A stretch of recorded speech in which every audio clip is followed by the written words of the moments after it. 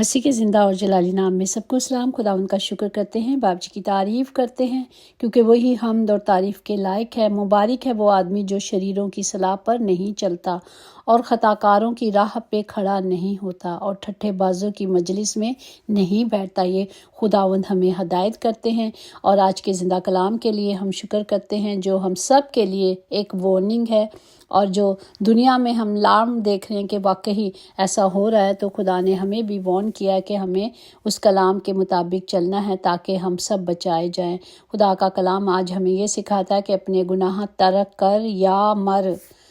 ये चॉइस मेरी और आपकी है, या तो गुनाह से तर्क करके अब्दी ज़िंदगी हासिल कर लें या तो उसी दुनियादारी में रहें और क्या करें, मर जाएं। क्योंकि मेरा और आपका खुदा क्या है, मोहब्बत है और वो हम सब से मोहब्बत करते हैं। यीशु मसीह के वसीला से गुनाहगार गुनाह से डर और मौत से निजात पाता है। जो मौत से डरते हैं लेकिन जब वो खुदा की हजूरी में आ जाते हैं तो वो क्या करते हैं, हर तरह से निजात पाते हैं। हमारी हकीकी निजात कौन है?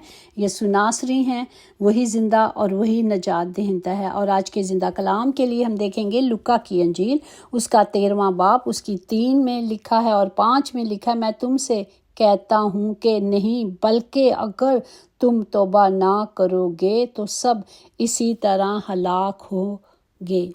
पाक कलाम पर जान पर खुदा की बरकत हो, खुदा का शुक्र हो, खुदा की तारीफ़ हो। यहाँ पर हमें वार्न किया जा रहा है, हमें बताया जा रहा है कि अगर तुम तौबा नहीं करोगे तो इसी तरह मरोगे। अगर हम लुका 13 बाब उसकी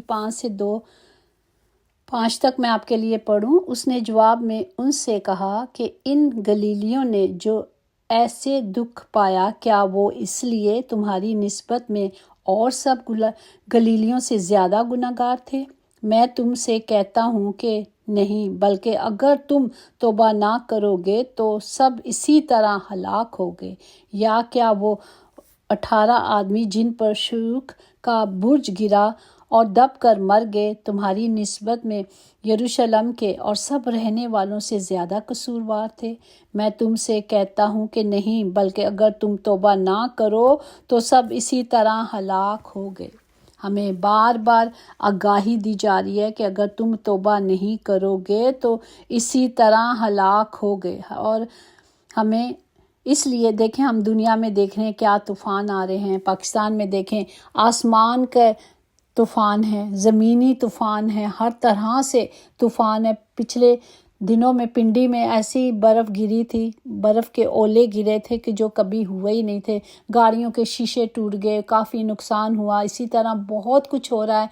और पेशावर की तरफ से आसमान का बादल फट गया, वहाँ से एक पूरी आबादी ख़त्म हो गई। बहुत सारी जगह पे बहुत कुछ हो रहा है। अगर हम सब न्यूज़ देखते हैं तो ये सब तबाही देखते होंगे। ये कहर जो आ रहा है खुदा का, वो भी देखते होंगे। हमारा खुदा हमेशा हमें डांटते हैं, देखें, समझाना चाहते हैं। जिस तरह माँ बाप अपने बच्चों को तरबियत देने के लिए डांटते हैं। यशायाह नबी उसका पहला चैप्टर है, उसकी 4-5 में देखें कि किस तरह खुदा अपने लोगों को डांटता है। खताकार गिरोह, बदकारी से लदे हुए कौम, बदकारी की नस्ल, मक्कार औलाद, जिन्होंने खुदा को तर्क किया और इसराइल के कदूस को हकीर जाना और गुमराह और बरकश्त हो गए। तुम क्यों ज़्यादा बागी होकर और मार खाओगे? तमाम सर बीमार है और दिल बिल्कुल सुस्त है। कह रहे हैं खुदावन, देख लें साहब कि क्या हमें आगाही दी जा रही है कि बदकार कौम हो, बदकार की नस्ल हो, बदकारों की नस्ल हो, मक्कार औलाद हो, नाफरमान औलाद हो और सर से लेकर बीमारी में हो और दिल जो है कहीं लगता ही नहीं, सुस्त है, उसकी कोई मर्जी नहीं क्योंकि वो बीमार है। इसलिए वो बार बार हमें ताकीद करते हैं कि बाज आ जाओ। अगर हम देखें कि इंसान क्या जानकर कि ऐसा शख्स बरगश्त हो गया है और अपने आप को मुजरिम ठहरा कर गुनाह पे गुनाह करता रहता है, उसे कोई समझ ही नहीं। देखें कि वो क्या कह रहे हैं। इसलिए खुदावन चाहते हैं कि वो हमें बचाएं। मकाशवा 2:16 में भी है कि पस तौबा कर, नहीं तो मैं तेरे पास जल्द आकर अपने मुंह की तलवार से उनके साथ लड़ूंगा। खुदा का कलाम जिंदा है, खुदा का कलाम जिंदगी बख्श है, खुदा का कलाम हमें نازل کر کے شفا بھی جاری کرتے ہیں، لیکن غضب میں تلوار کی طرح اس کلام کو نازل کرتے ہیں، آگ بھسم کرتے ہیں اور سب کچھ ختم کر دیتے ہیں۔ اس لیے اگر ہم دیکھیں مکاشوہ 3 باب اس کی 15، 16، 19 میں خدا باپ نے پھر کہا ہے کہ اٹھو گرم بنو، تم تو نہ گرم ہو نہ سرد ہو، نیم گرم ہو، میں تم سے اپنے منہ سے نکال دوں گا۔ اتنا خدا ناراض ہے، کہتا ہے جن جن کو میں عزیز رکھتا ہوں سب کو میں ملامت بھی کرتا ہوں اور تنبیہ بھی کرتا ہوں، پس سر گرم ہو اور توبہ کر۔ تو ہمیں صرف توبہ کرنی ہے، اگر ہم توبہ نہیں کریں گے تو اسی طرح خدا کہتا ہے میں سب کو ختم کر دوں گا۔ ہم دیکھتے ہیں کہ یونا کو دیکھتے ہیں، اب اس کا پہلا باب دیکھتے ہیں کہ کس طرح خدا نے اسے حکم دیا اور وہ کیا کر رہا تھا، اس حکم سے بھاگتا پھر رہا تھا۔ وہ کسی جہاز میں بیٹھ گیا، وہاں سے بھاگا کہ میں چلا جاؤں گا، خدا سے دور چلے جائے۔ کہیں بھی ہم خدا کی حضوری سے چھپ نہیں سکتے، چاہے کہیں بھی چلے جائیں۔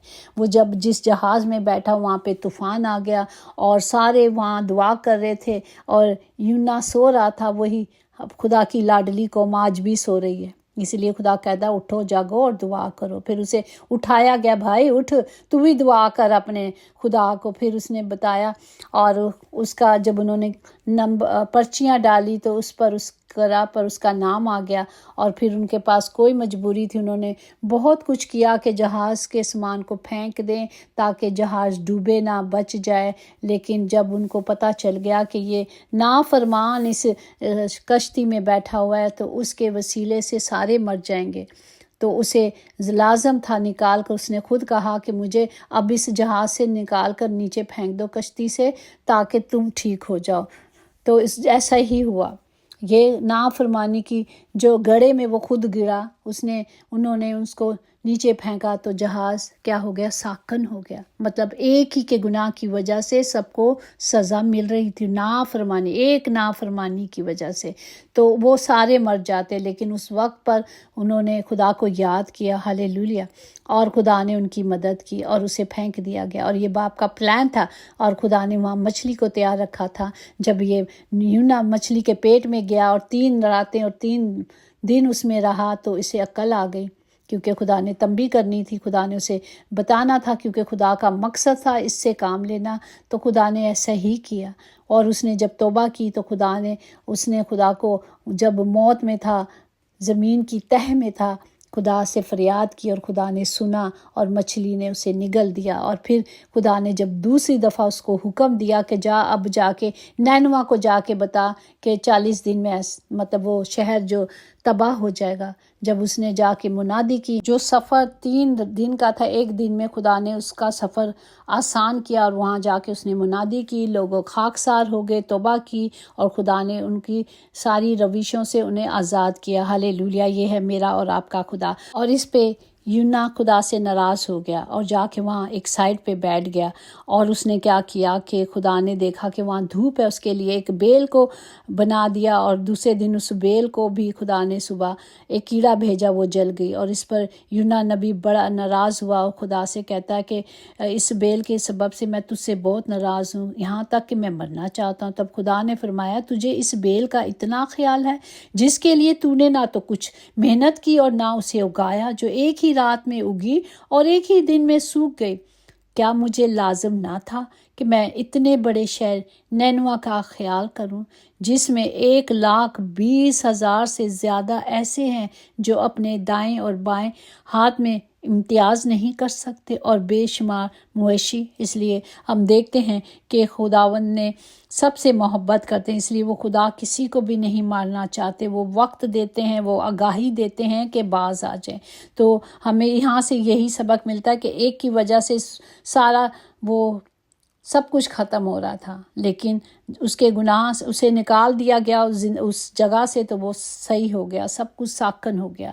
اور خدا اپنے لوگوں کو بچانا چاہتا ہے، اس لیے وہ اپنے نبیوں کو بھیجتا ہے تاکہ آگاہی کرے۔ ہم اگر پیدائش میں بھی دیکھ لیں، سدوم کا گناہ جو سر چڑھ کے اوپر چلا گیا تھا، خدا نے وہاں سے اپنے فرشتوں کو بھیجا، جو ہم دیکھتے ہیں پیدائش 18 باب کے جو 22-26 میں اگر آپ پڑھیں تو وہ وہی فرشتے تھے جو خدا ابراہیم کو آگاہی دینے آئے فرمائے تھے کہ اگلے سال تیرے یہاں بیٹا ہوگا۔ ہاللیلویا۔ 18 باب 22 سے 26 تک اگر دیکھیں تو وہ مرد وہاں سے مڑے اور سدوم کی طرف چلے گئے، اور ابراہیم خدا کے حضور کھڑا ہی رہا۔ تب ابراہیم نزدیک جا کر خدا سے کہا، تو نیک کو بدوں کے ساتھ ہلاک کرے گا؟ شاید اس شہر میں 50 راست باز مل جائیں۔ وہاں 50 سے لے کر وہ خدا نے اسے کہا، اگر مجھے وہاں 50 سے لے کر مطلب 20 تک 10 تک، اس نے ابراہیم نے کوشش کی کہ خدا باپ اگر اس ملک میں 10 لوگ بھی ہوں گے تو بھی تو بچا دے گا۔ تو خدا نے کہا کہ ٹھیک ہے۔ خدا اس کے بعد چلا گیا، خدا نے کہا میں چھوڑ دوں گا۔ اب دیکھیں کہ جہاں ملکوں میں اتنا کچھ ہو رہا ہے، کیا 10 راست باز بھی نہیں وہاں پہ؟ اس لیے ہم سب کو گیپ میں کھڑا ہونا ہے۔ ہم دیکھتے ہیں کہ سدوم کا حالات کتنا برا ہو گیا کہ خدا کے جب فرشتے وہاں پہنچے تو لوط وہاں پہ کھڑا تھا پھاٹک پر، اس نے خود وہ فرشتوں کو جو 2 آئے تھے زمین تک جھک کر سجدہ کیا اور اسے اپنے گھر زبردستی لے گئے، جب تک کہ وہ جانا نہیں چاہتے تھے۔ جب وہ اس کے گھر پہنچے تو انہوں نے ان کو کہا کہ پاؤں دھو، اور پھر انہیں ضیافت دی، کھانا دیا رات کا، اور ابھی وہ ضیافت ختم کر کے سونے کو ہی جا رہے تھے کہ پورے گاؤں کے چھوٹے کیا بوڑھے کیا بڑے سب اس پورے گھر کو چاروں طرف گھیر لیا اور کہا کہ وہ جو 2 فرشتے تیرے گھر آدمی جو آئے نے باہر نکال تاکہ ہم ان کے ساتھ صحبت کریں۔ اور لوط نے بڑی التجا کی، کہا کہ نہیں، اس نے دروازہ بند کر کے کہا کہ نہیں، میری 2 جوان بیٹیاں ہیں جو مرد سے ناواقف ہیں، تو انہیں لے لے، بلکہ ان کو چھوڑ دے۔ انہوں نے کہا نہیں، تو تو یہاں مہمان آیا تھا، تو تو یہاں رہنے آیا تھا، تو تو ہم پر بھی حکومت چلانے لگا، اب ان سے زیادہ برا سلوک کریں گے۔ اتنے میں ان فرشتوں نے ان کا ہاتھ پکڑ کر آنکھ کھینچ لیا اندر اور دروازہ بند کر دیا، اور جو باہر تھے سب کو اندھا کر دیا، اور وہ دروازہ ڈھونڈتے رہے، اور چھوٹوں کو کیا بڑوں سب کو اندھا کر دیا۔ اس کے بعد ان مردوں نے لوط سے کہا کہ چل، اب جو تیرے یہاں بچے ہیں سب ہیں، چلو نکلو یہاں سے، اور جب تک تم نہیں نکلو گے اس ملک کا خاتمہ نہیں ہوگا۔ اور لوط نے اپنے بیٹوں اور دماتوں کو کہا کہ چلو، اس کی بیٹیوں جہاں بیائی ہوئی تھی، کہ نکلو یہاں سے، یہ شہر ختم ہونے والا ہے۔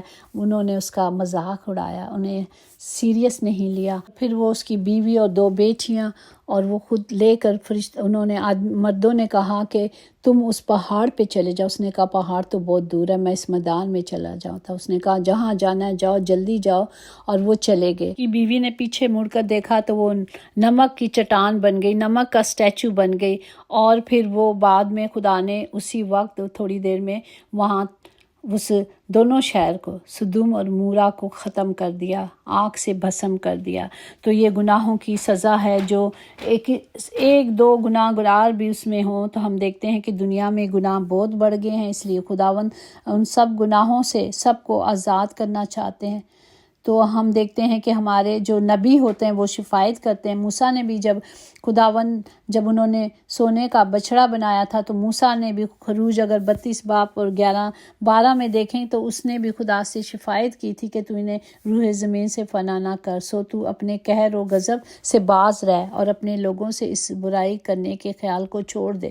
تو خداوند کی حضوری میں دعا کر کے لوگ جب اکٹھے ہو کے مانگتے ہیں، جو اپنے گناہوں کو چھپاتا ہے وہ کبھی کامیاب نہیں ہوگا، لیکن جو گناہ کا اقرار کر کے توبہ کرتا ہے اس پر کیا ہوگی؟ رحمت ہوگی۔ ہمیشہ یاد رکھیں، بہتر دنوں کے لیے برے دنوں سے لڑنا ہی پڑتا ہے، تب جا کر انسان سکھ پاتا ہے اور زندگی پاتا ہے۔ خداوند کا مرثایا 1 باب اس کی 16 میں کہ اپنے آپ کو دھو، اپنے آپ کو پاک کرو، اپنے برے کاموں کو میری آنکھوں کے سامنے سے دور کرو، بدفعلی سے باز آؤ۔ خدا باپ ہمیں کہتے ہیں کہ اگر تم سب کچھ عصایا، اگر 1 باب اس کی 19-20 میں اگر تم راضی اور فرما بردار ہو تو زمین کے اچھے اچھے پھل کھاؤ گے، پر اگر تم انکار کرو اور باغی ہو تو تلوار کا لقمہ ہو جاؤ گے، کیونکہ خداوند نے اپنے منہ سے فرمایا ہے۔ ہمیں خدا کے کلام کو لینا ہے، خدا کے وعدوں کو لینا ہے۔ خدا نے کہا ہے میں نہ خوف کھا نہ گھبرا، میں تیرے ساتھ ہوں، میں مہیا کرنے والا یہوہ یری ہوں۔ وہی مہیا کرتا ہے، ہر طرح سے ہمیں ہر چیز دینے کا خدا نے وعدہ کیا، کیونکہ خدا کا زندہ کلام زندگی کی روٹی ہے۔ جب ہم اس کے پاس آ جاتے ہیں تو ہماری چاہے مصیبتیں کتنی بھی ہوں، جس طرح زبور 19:50 میں کہ میری مصیبت میں یہی میری تسلی ہے کہ تیرا کلام نے مجھے زندہ رکھا، ہاللیلویہ، پریز دا لارڈ۔ وہ ہمیں جس طرح ہر مشکلوں سے چھڑائے گا، جس طرح موسیٰ کو پانی سے، یونا کو مچھلی کے پیٹ سے بچایا ہے، بیماروں کو سب جگہ جو اس کی حضوری میں آ جاتے ہیں، 12 سال کی عورت کو جو خون سے جاری تھی، خدا نے اسے شفا دی، اس کو بوڑھی کو جو 18 سال سے تھی۔